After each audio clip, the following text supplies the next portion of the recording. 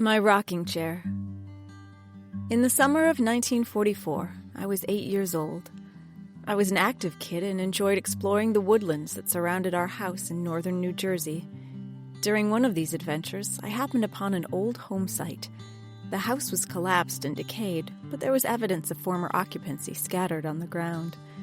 I gathered up some of these bits and pieces and discovered that I had most of the parts of a small rocking chair made of sturdy maple and fruit wood. It looked as though it had survived many winters in the forest. I took these pieces home to my mother. My mother loved antiques and was especially fond of American colonial furniture. She took the pieces to a restorer she knew down near Trenton. He rebuilt the chair, replacing a few missing spindles. The chair turned out to be a lovely example of a child's rocker from the colonial era.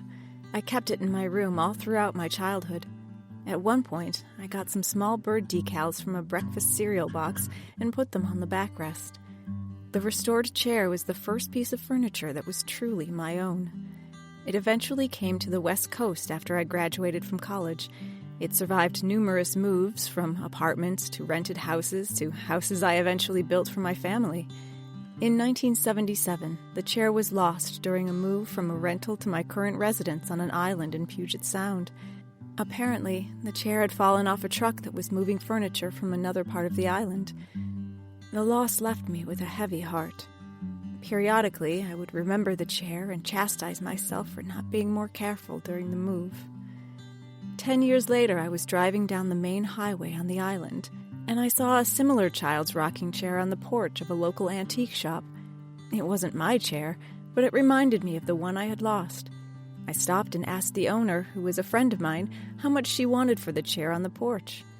In the course of the conversation, I told her the story of my lost chair, describing it in detail.